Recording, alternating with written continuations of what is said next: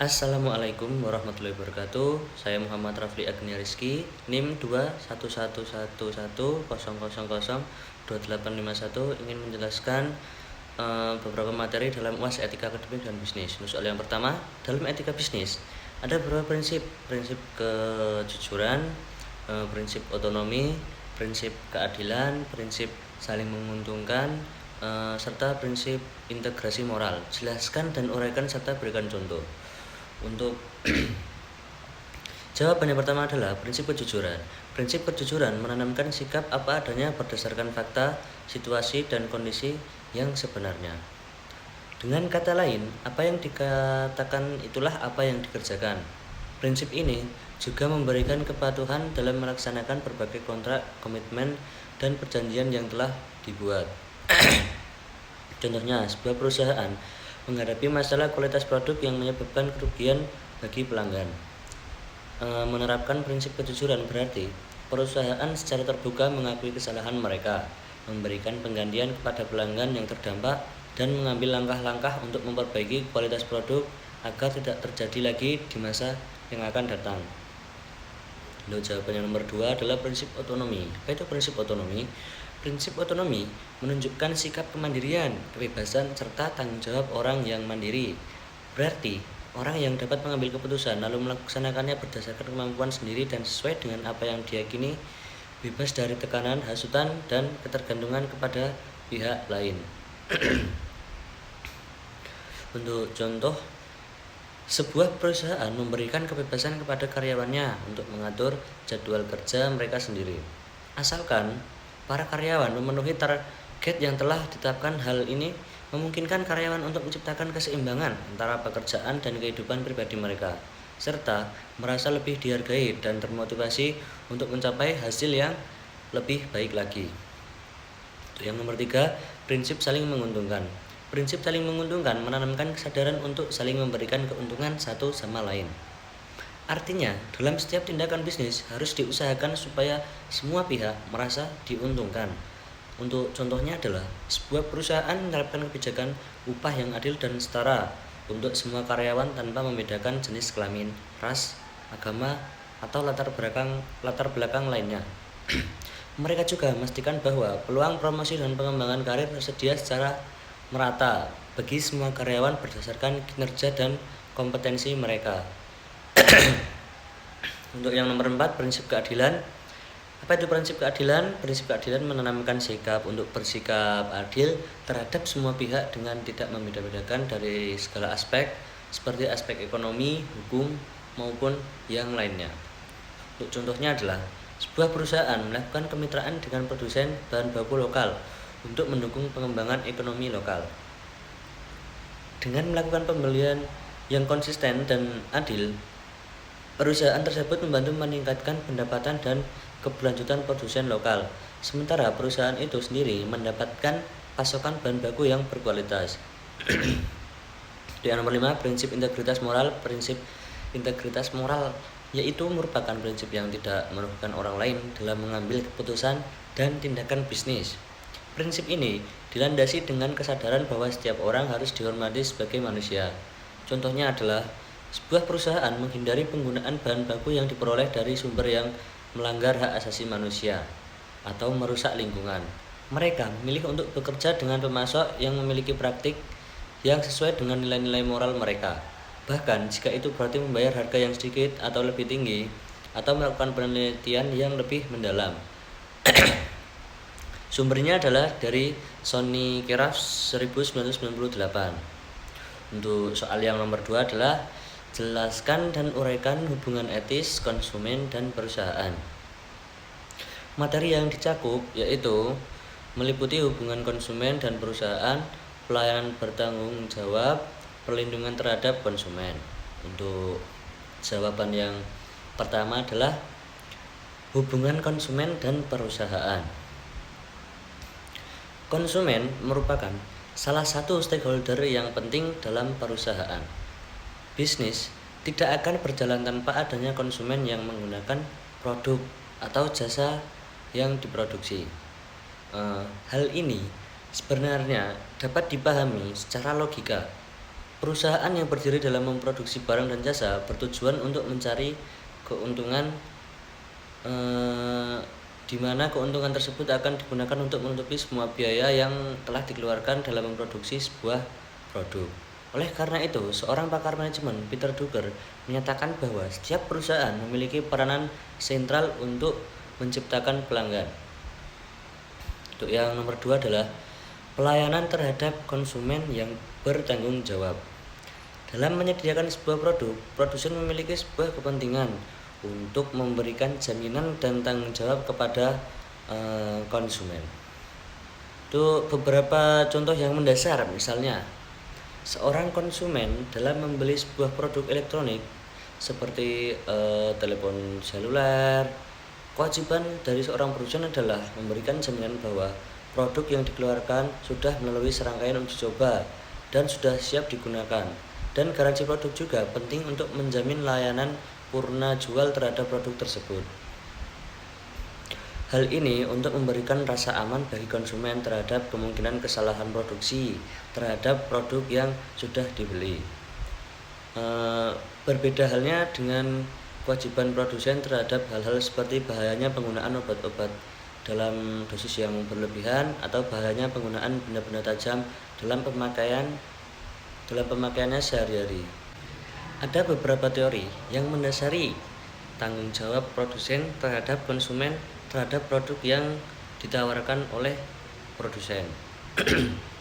Untuk yang pertama adalah teori kontrak. Dalam teori kontrak mengatur mengenai hubungan antara produsen dan konsumen dalam keterkaitan terhadap produk yang dibeli oleh konsumen. Ketika konsumen membeli sebuah produk, maka secara tidak langsung telah mengadakan kontrak dengan perusahaan itu. Kontrak ini menyatakan tentang persetujuan konsumen terhadap semua kegunaan dan ciri-ciri dari produk yang ditawarkan oleh produsen. Perlu dipahami bahwa kontrak yang disebutkan dalam bahasa ini harus memenuhi 3 syarat. Pertama, kedua belah pihak wajib mengetahui arti kontrak dan sifat-sifat produk. Kedua belah pihak harus melukiskan benar fakta yang menjadi objek kontrak tanpa adanya gambaran palsu. Ketiga, kontrak tidak boleh dilaksanakan dengan unsur paksaan. Contoh dalam teori ini yaitu dalam sektor finansial, khususnya simpan pinjam dan produk elektronik yang memiliki garansi. Untuk yang kedua, teori perhatian semestinya dalam teori ini kepentingan konsumen lebih diutamakan, di mana produsen sebagai pihak yang paling mengetahui mengenai produknya mempunyai kewajiban untuk menjaga kualitas agar konsumen tidak mengalami kerugian pada saat membeli produknya. Kewajiban yang lebih besar dipikul oleh pihak produsen, di mana produsen perlu menekankan tentang pentingnya kualitas produk mereka. Dalam teori ini, tidak hanya kontrak dengan konsumen saja, akan tapi dari segi kualitas produk dan tanggung jawab produsen menjadi perhatian utama dari teori ini.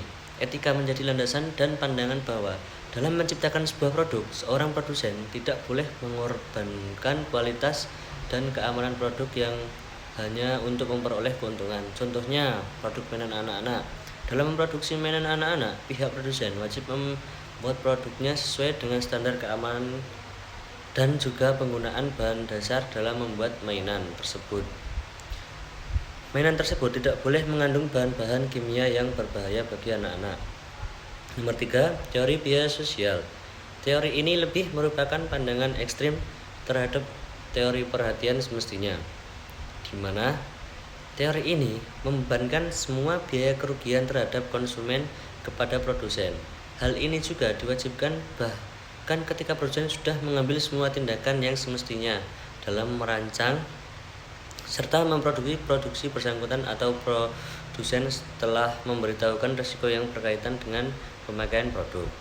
Jika biaya sosial semuanya dibebankan kepada produsen, maka dalam hal ini produsen rokok wajib memberikan ganti rugi terhadap berbagai penyakit yang timbul dari menghisap rokok. Teori ini kurang mengalami perkembangan yang baik dikarenakan kurangnya keadilan jika dilihat dari segi produsen. Diketahui juga bahwa dari sisi keadilan kompensatoris dinyatakan orang harus bertanggung jawab akibat perbuatannya yang diketahui dapat terjadi dan bisa dicegah olehnya. Perlindungan terhadap konsumen, ada beberapa hak yang perlu diperhatikan dalam hubungan antara produsen dengan konsumen. Untuk yang pertama, hak atas keamanan. Banyak produk yang mengandung risiko tertentu untuk konsumen, khususnya risiko untuk kesehatan dan keselamatan. Misalnya, pestisida, obat-obatan, makanan, mainan anak, kendaraan bermotor, dan alat kerja. Makanan bisa mengandung zat pengawet atau zat pewarna yang dapat merugikan kesehatan konsumen. Misalnya, dapat menyebabkan penyakit kanker. Terjadinya kecelakaan lalu lintas juga tidak dapat dihindari apabila pengemudi tidak berhati-hati. Di sini, produsen menciptakan sebuah kendaraan yang mampu untuk meminimalisir efek kecelakaan tersebut. Konsumen berhak atas produk yang aman, di mana produk tidak mengalami yang dinamakan cacat produksi yang bahkan bisa membahayakan konsumen yang menggunakan produk tersebut. Untuk yang nomor 2 adalah hak atas informasi. Konsumen berhak mengetahui segala informasi yang relevan mengenai produk yang dibelinya, baik bahan baku produksinya, cara memakainya, dan juga risiko yang bisa ditimbulkan akibat menggunakan sebuah produk tersebut. Jika penggunaan media promosi cetak dan iklan untuk menyampaikan informasi tentang produk, maka informasi tersebut haruslah jelas dan tidak berbelit-belit agar konsumen paham. Yang ketiga adalah hak untuk memilih dalam sistem ekonomi pasar bebas, di mana kompetisi merupakan unsur hakiki. Konsumen berhak untuk memilih antara berbagai produk dan jasa yang ditawarkan. Kualitas dan harga produk bisa berbeda-beda dan konsumen memiliki hak untuk membandingkannya dan mengambil keputusan ketika seorang konsumen ingin membeli sebuah produk yang ingin dibelinya. Untuk yang selanjutnya adalah yang nomor 4. Yang keempat adalah hak untuk didengarkan. Konsumen memiliki hak untuk menyampaikan pendapatnya mengenai produk yang dia konsumsi, terutama mengenai keluhannya terhadap produk yang bersangkutan. Hal ini juga berarti bahwa konsumen memiliki suara untuk menetapkan sejumlah regulasi kepada pemerintah mengenai apa saja yang menjadi keharusan atau aturan yang harus diterapkan oleh produsen. Untuk yang terakhir adalah yang nomor 5, hak lingkungan hidup melalui produk yang digunakannya. Konsumen memanfaatkan sumber daya alam. Konsumen berhak tahu bahwa produk yang dia gunakan tidak memiliki dampak yang berbahaya bagi lingkungan sekitarnya, atau yang lebih dikenal dengan produk ramah lingkungan. Selain hak yang dikemukakan di atas, terdapat beberapa faktor-faktor yang penting yang harus diketahui tentang deskripsi sebuah produk. Untuk yang pertama, kualitas. Konsumen berhak atas produk yang berkualitas karena ia membayar lebih untuk keunggulan tertentu dari suatu produk, dan produsen memiliki kewajiban untuk memberikan secara jelas mengenai rincian kualitas produk yang dipromosikan melalui media cetak dan elektronik, dan juga konsumen berhak atas kewajaran dari suatu produk yang ditawarkan oleh produsen. Yang kedua adalah harga. Harga yang adil merupakan sebuah penerapan hasil perhitungan ekonomis yang disesuaikan dengan perhitungan biaya-biaya yang dikeluarkan untuk menciptakan sebuah produk. Konsumen berhak memilih harga produk yang menurutnya sesuai dengan kemampuan dan kesediaan dia untuk membayar terhadap suatu produk. Menurut Garrett dan Klonowski, ada beberapa faktor untuk mengkategorikan bahwa harga menjadi tidak adil. Untuk yang pertama adalah penipuan. Persekutuan antara produsen dan distributor dalam menentukan harga terhadap sebuah produk merupakan sebuah tindakan yang tidak etis. Prinsip harga ditentukan oleh pasar biasanya sering disalahgunakan oleh produsen untuk menentukan sebuah harga dari produk yang dibuat. Yang kedua adalah ketidaktahuan. Beberapa contoh bahwa pengetahuan konsumen dalam hal ini selalu terbatas. Misalnya, harga pada kemasan produk yang lebih tinggi dari kenyataan, diskon, promosi beli, dan satu harga dapat 2 produk, pengusaha restoran yang tidak mencetak harga pada menu makanannya. Yang ketiga adalah penyalahgunaan kuasa. Contoh pengusaha besar yang mengendalikan harga sehingga merugikan pedagang-pedagang kecil. Untuk yang nomor 4, manipulasi emosi. Misalnya, pengusaha pemakaman yang mengambil keuntungan melalui harga yang sudah dinaikkan terlebih dahulu. Untuk yang nomor 3 adalah pengemasan dan pemberian label. Untuk sebuah produk harus dikemas secara menarik dan baik untuk menjaga kualitas dan tampilan produk tersebut. Label sendiri merupakan informasi dari produk yang dibutuhkan oleh konsumen untuk mengetahui apakah produk tersebut memiliki kriteria yang dibutuhkan oleh seorang konsumen. Untuk sumbernya adalah dari http dosen UPI HID. Untuk soal nomor 3 adalah jelaskan dan uraikan bagaimana etika pengambilan keputusan dalam sebuah perusahaan. Materi yang diuraikan meliputi etika dalam mengambil keputusan perusahaan, etika pengambilan keputusan terhadap individu dan kelompok. Untuk jawaban yang pertama adalah etika pengambilan keputusan individu. Etika dalam pengambilan keputusan individu menekankan pada tanggung jawab moral individu dalam mempertimbangkan nilai-nilai dan prinsip-prinsip etis ketika membuat keputusan. Ini melibatkan mempertimbangkan implikasi moral dari keputusan yang diambil, serta memperhatikan kepentingan dan kesejahteraan individu yang terkena dampak. Selanjutnya adalah etika dalam pengambilan keputusan individu mencakup aspek-aspek seperti integritas, transparansi, kejujuran, dan pertimbangan terhadap konsekuensi yang mungkin timbul dari tindakan tersebut. Individu diharapkan untuk menghindari praktik yang merugikan atau mengeksploitasi orang lain, dan untuk mengambil keputusan yang adil dan bertanggung jawab. Untuk selanjutnya, etika pengambilan keputusan kelompok. Ketika keputusan diambil oleh kelompok atau tim, etika pengambilan keputusan melibatkan proses yang adil dan partisipatif untuk mencapai keputusan yang berkualitas. Dalam konteks ini, etika terkait dengan bagaimana kelompok bekerja sama, berkomunikasi, dan mempertimbangkan pandangan dan kepentingan semua anggota kelompok. Etika dalam pengambilan keputusan kelompok melibatkan prinsip-prinsip seperti keterbukaan, konsensus, keadilan, dan pertimbangan terhadap kebutuhan dan perspektif semua anggota kelompok. Keputusan yang diambil harus mewakili kompromi yang adil dan melibatkan proses yang transparan dan terbuka, di mana setiap anggota kelompok memiliki kesempatan untuk berkontribusi dan mengungkapkan pendapat-pendapat yang mereka dapatkan. Untuk dalam kedua konteks tersebut, etika pengambilan keputusan menggarisbawahi pentingnya mempertimbangkan implikasi moral dan dampak dari keputusan yang diambil terhadap individu dan kelompok yang terlibat.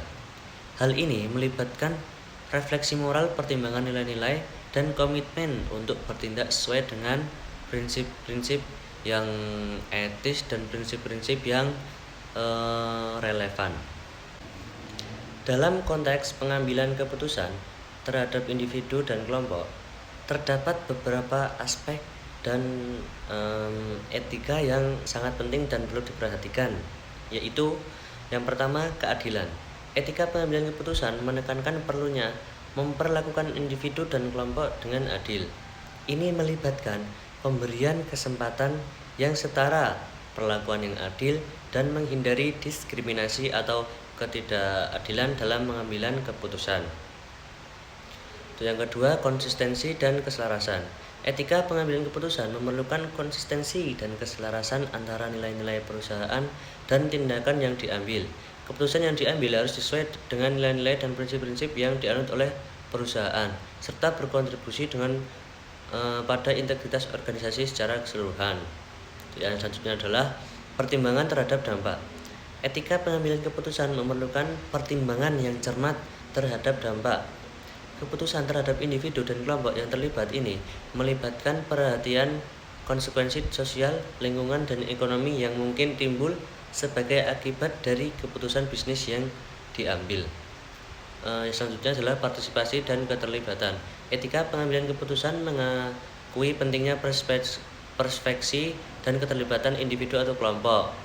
Ini melibatkan memberian kesempatan bagi mereka untuk berpartisipasi dalam proses pengambilan keputusan, mendengarkan pandangan mereka dan mempertimbangkan masukan mereka secara serius. Sumber yaitu dari CRANA.ed.al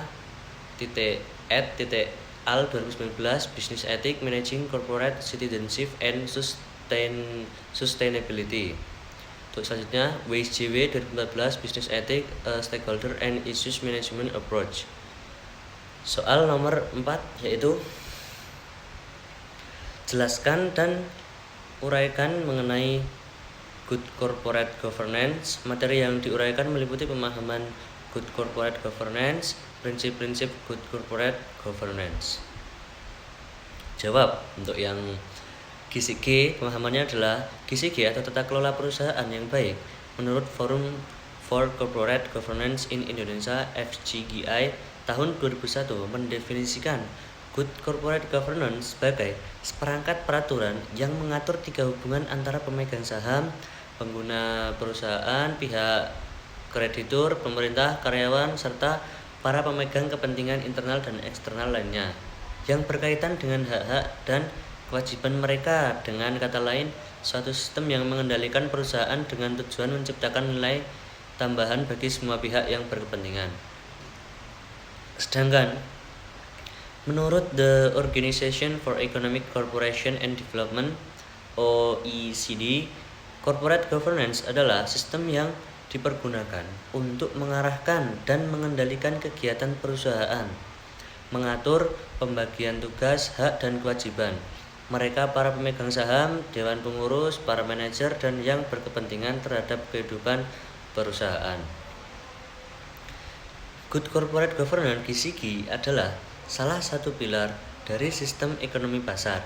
GCG berkaitan erat dengan kepercayaan baik terhadap perusahaan yang melaksanakannya maupun terhadap iklim usaha di suatu negara.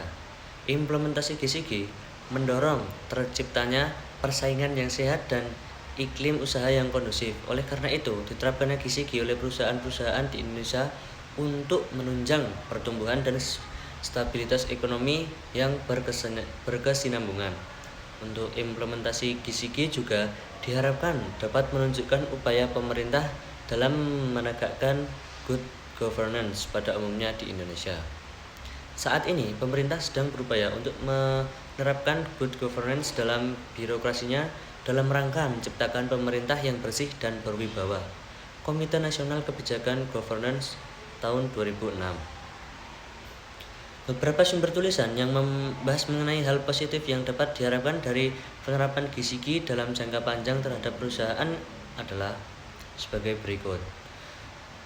Memberikan kerangka acuan yang memungkinkan pengawasan perusahaan berjalan dengan efektif.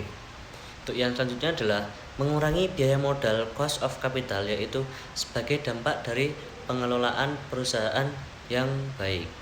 Selanjutnya adalah meningkatkan nilai saham perusahaan sekaligus dapat meningkatkan citra perusahaan di mata publik dalam jangka yang panjang. Selanjutnya adalah menciptakan dukungan para stakeholder, para pemangku kepentingan dalam lingkungan perusahaan tersebut terhadap keberadaan perusahaan dan berbagai strategi dan kebijakan yang ditempuh oleh sebuah perusahaan. Selanjutnya adalah prinsip-prinsip dari GCG adalah, untuk yang pertama adalah transparansi. Transparansi adalah prinsip yang mengharuskan organisasi atau pemerintah untuk memberikan akses informasi yang jelas, terbuka, dan mudah dipahami kepada masyarakat atau pemangku kepentingan.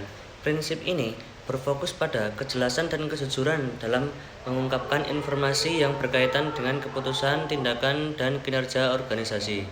Contoh transparansi adalah ketika sebuah pemerintah menyediakan akses terbuka terhadap anggaran publik, termasuk pendapatan dan pengeluaran yang dilakukan dengan transparansi yang tinggi. Masyarakat dapat melihat bagaimana pemerintah menggunakan dana publik dan memastikan adanya akuntabilitas. Selanjutnya adalah apa itu akuntabilitas? Akuntabilitas adalah mengacu pada tanggung jawab individu atau organisasi untuk menjelaskan dan mempertanggungjawabkan tindakan, keputusan, dan hasil yang mereka lakukan. Prinsip ini melibatkan pertanggungjawaban terhadap pemangku kepentingan dan norma yang ditetapkan. Contoh akuntabilitas adalah ketika seorang kepala eksekutif perusahaan harus memberikan laporan kepada dewan direksi mengenai keputusan bisnis yang diambil dan hasil kinerja perusahaan.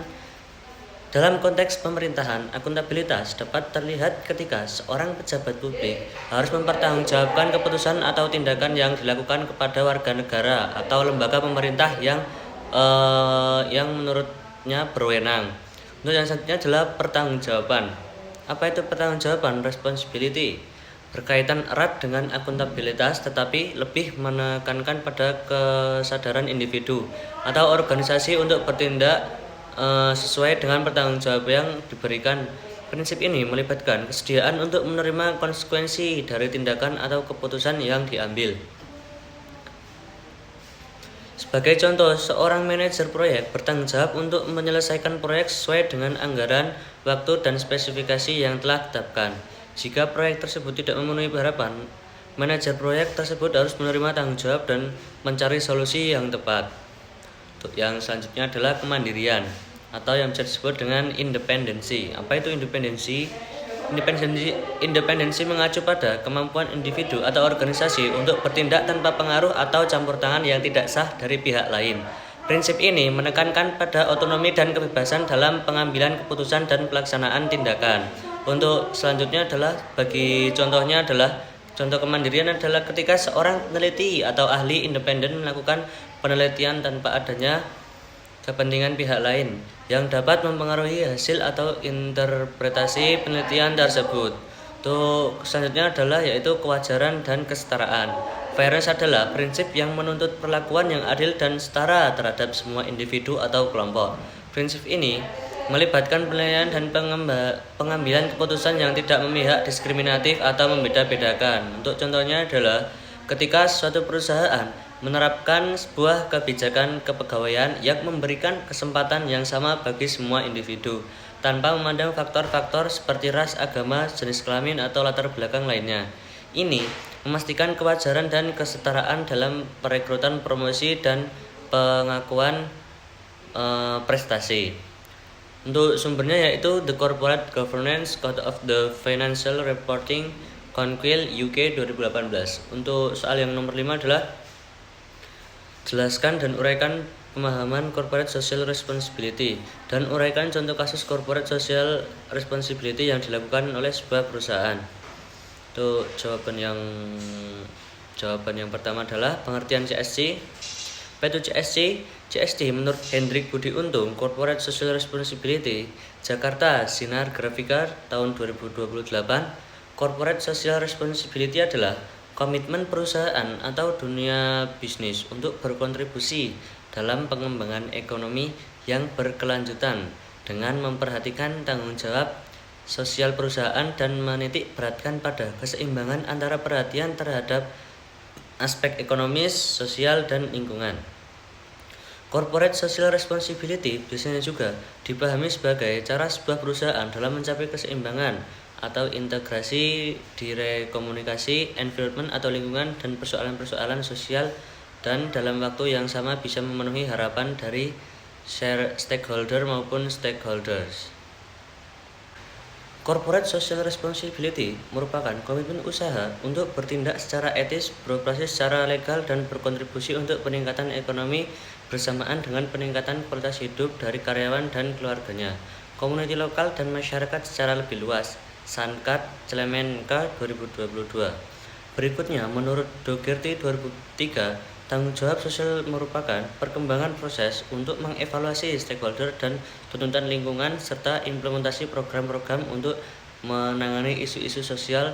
Tanggung jawab sosial berkaitan dengan kode-kode etik, sumbangan perusahaan, program-program community relation, dan tindakan mematuhi hukum. Corporate Social Responsibility atau tanggung jawab sosial perusahaan (TCSP) merupakan suatu komitmen perusahaan untuk membangun kualitas kehidupan yang lebih baik bersama dengan para pihak yang terkait, utamanya masyarakat di sekelilingnya, dan lingkungan sosial di mana perusahaan tersebut berada yang dilakukan terpadu dengan kegiatan usahanya secara berkelanjutan menurut Budimanta 2022. Selanjutnya adalah tujuan dari CSR itu sendiri adalah menurut Saputri 2011 adalah untuk meningkatkan citra perusahaan. Biasanya secara implisit asumsi bahwa perilaku perusahaan secara fundamental adalah baik. Selanjutnya, untuk membebaskan akuntabilitas organisasi atas dasar asumsi adanya kontrak sosial di antaranya organisasi dan masyarakat. Selanjutnya adalah sebagai perpanjangan dari pelaporan keuangan tradisional dan tujuannya adalah untuk memberikan informasi kepada para investor. Untuk yang selanjutnya adalah contoh kasusnya, yaitu contoh kasus CSR, dana CSR PT Aneka Tambang tidak tepat sasaran dan penuh penyimpangan. Menurut Ohio, terjadinya pemanfaatan dana CSR Antam yang tidak tepat sasaran itu akibat intervensi pemerintah, baik itu provinsi maupun kabupaten, yang terlalu berlebihan.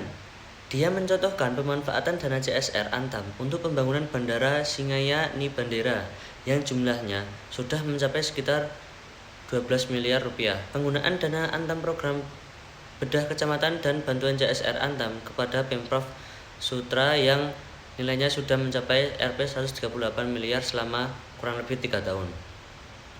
Dari hasil kunjungannya, Ohio juga memperoleh data bahwa Pemda selalu memaksakan kehendaknya untuk mendapatkan dana CSR dan nada ancaman akan meninjau kembali izin yang dimiliki Antam.